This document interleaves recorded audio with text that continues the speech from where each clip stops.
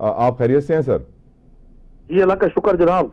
कुरैशी साहब, पहला सवाल, कुर्रम में जिरगा कामयाब हो गया। आप इस सिचुएशन को, इस कामयाबी को कैसे देखते हैं एंड डू यू थिंक कि ये लॉन्ग लास्टिंग अमन साबित हो सकता है इस फैसले के बाद? देखिए, एक तो मैं बड़ा खुशाइन समझता हूँ और मैं गवर्नमेंट ऑफ केपी को और उन तमाम मुतल्लिकीन को, पाकिस्तान की फोर्सेस को और जिरगे के तमाम अरकान को कांग्रेचुलेट भी करता हूँ पूरी पाकिस्तानी कौम की तरफ से, क्योंकि हम बुनियादी तौर पे बिला शक व शुबा भाई हैं। हमारे मसले की इख्तलाफ हो सकते हैं लेकिन हम कलमा को हैं सब लोग। हमें Obviously. हमारा तो मजहब हमें एक दूसरे को इज्जत और एहतराम देने का दर्ज देता है। हमारा दीन तो हमें ये बताता है कि हम अपने भाई के लिए वही पसंद करते हैं जो अपने लिए पसंद करना चाहिए। और मुझे आज बड़ी खुशी है इस बात की, और मैं वो तमाम लोग जो इस फसाद पे, इस सारे इशू के दौरान शहीद हुए, जानों से हाथ धो बैठे, जिनका जान का माल का नुकसान हुआ, मैं उनके साथ भी आप इंतहाई अफसोस का इजहार करता हूँ। और मैं समझता हूँ मुल्क भर में जो ये धरने जारी थे, कराची में भी, मुल्तान में भी और मुल्क के दीगर शहरों में, और पूरा मुल्क क्रॉस में था इस सारी सूरत हाल पर, बड़ी खुश आइन बात है। अल्लाह करेगा। और मुझे बड़ी उम्मीद है, जो शराइत मैं मीडिया पे देख रहा हूँ, जो जिरगे के अमन जिरगा के अरकान ने मीडिया पे आकर बताया, ये सब लोग इस मुख्तलिफ शराइत पर मुत्तफिक हो गए हैं। बट और अगर नदीम इन साहब, शराइत पर अमल दरामद हुआ, मेरे खदशात सुनिए सर, मैंने मेरे खदशात सुनिए सर।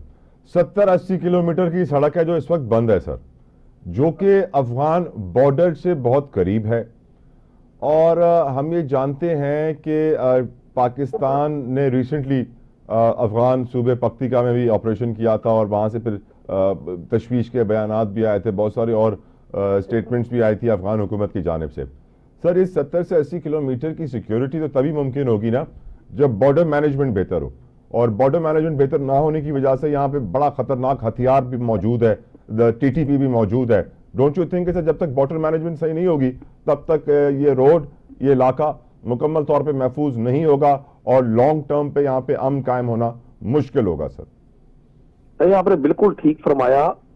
जितनी बड़ा जो बॉर्डर है हमारा अफगानिस्तान के साथ, और बड़ा मुश्किल है वहाँ उस सारे बॉर्डर को कंट्रोल करना। हमारी फोर्सेस ने हमेशा बड़ी अच्छी कारकर्दगी दिखाई है, और मैं इस बात पर भी बहरहाल अफसोस का इजहार करता हूँ कि अफगानिस्तान में आज जो हुकूमत है वो हमारे भाई हैं, हमारे दोस्त हैं। उनमें से बेशतर लोग कुछ अर्सा उनको पाकिस्तान में गुजारने का मौका मिला, और उन सबको अंदाजा होना चाहिए इस बात का कि पाकिस्तान में उनके लिए बड़ी वेल विशेस हैं। पाकिस्तान ने हमेशा अपने बिरादर इस्लामी मुल्कों के साथ खाई वाला रवैया अख्तियार किया है। तो मैं समझता हूँ अफगान सरकार को उन सारे एलिमेंट्स को जो बॉर्डर के करीब करीब जिन्होंने पनाहगाहें बनाई हुई है उनको कंट्रोल करना चाहिए। और पाकिस्तान में जो दहशतगर्दी की नई लहर है, इसमें पाकिस्तान की फोर्सेस की मदद करनी चाहिए। यकीनन खदशात मौजूद रहेंगे, लेकिन अगर ये जो फ्रीकैन है वहाँ अगर वो इस अमन मुआहदे पर मुत्तफिक रहे, तो मुझे यकीन है कि थर्ड पार्टी को, आउटर बॉडी को दरमियान में अपने अज़ाइम पूरे करने का मौका नहीं मिल सकेगा। और आज एक बड़ी खुश आइन समझा गया है इस साल के पहले दिन इस खबर को, और यकीनन जो मुआशी अदम अहकाम मुल्क में, उसकी बुनियादी वजह तो यही है कि मुआशरे में डिफरेंट जो कंपोनेंट्स हैं उनमें बदगुमानी है। लोग इस पूरे सिस्टम से मुतनफिर हैं, लोगों का हुकूमत वक्त पर एतबार नहीं है। लोग जब इदारों से, निज़ाम अदल से, हुकूमतों से मुतनफिर हो जाते हैं तो वो फिर अपने फैसले खुद करते हैं।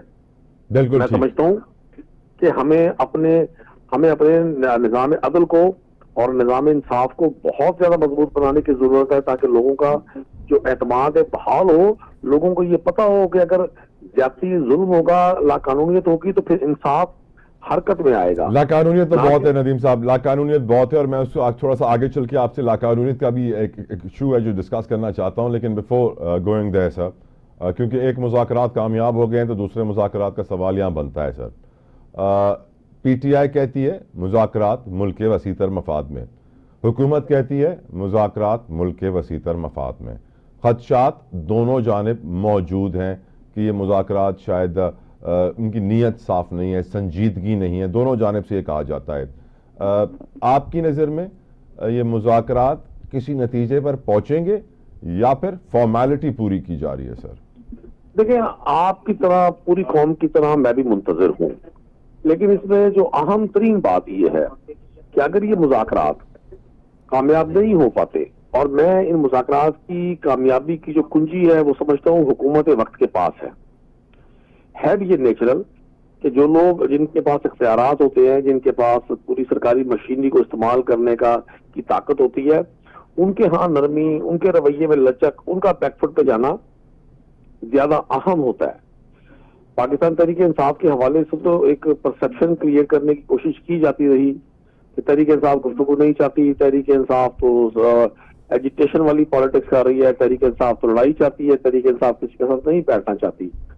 अब चूंकि तहरीक इंसाफ ने इन मुज़ाकरात के लिए कमेटी तश्कील दी, तारुफी एक फेज हो गया, अब कल बाकायदा मुज़ाकरात का आगाज होगा, तो पूरी कौम की तरह मैं भी मुंतजिर हूं और हमें मस्बत सोचना चाहिए, हमें अच्छा सोचना चाहिए। पाकिस्तान अगर सिर्फ मीडिया की खबरों में हम कहेंगे जी हमारा स्टॉक एक्सचेंज ऊपर चला गया, हमारे जो हमारी जीडीपी है उसकी ग्रोथ आगे चली गई और महंगाई जो है सिंगल डिजिट में आ गई, जब तक कॉमन मैन की जिंदगी में बेहतरी नहीं आएगी, मैं इन तमाम फिगर्स को समझूंगा कि ये गुड न्यूज़ सिर्फ लोगों का कॉन्फिडेंस बहाल करने के लिए फ्लैश की जाती है। ग्राउंड पे हालात मुख्तलिफ हैं। लफ्जी गोलाबारी सर, राउंड 2 कल है मुज़ाकरात का। आज आपके लीडर इमरान खान ने अडियाला जेल में समाअत के दौरान जो गुफ्तगू की है सहाफ़ियों से और वहाँ वकला से, वो कहते हैं कि मुझे पैगाम मिला है कि डील करो, सियासी स्पेस भी मिलेगा पीटीआई को और बनी गाला को सब जेल बना के आपको वहाँ शिफ्ट भी कर दिया जाएगा, लेकिन मैं अपनी लीगल बैटल लड़ूंगा, ये जंग लड़ूंगा, कानूनी तरीके से ही निकलूंगा। सर, आपको नहीं लगता कि जिस मुल्क में सियासत का जो मयार है वो हमारे सामने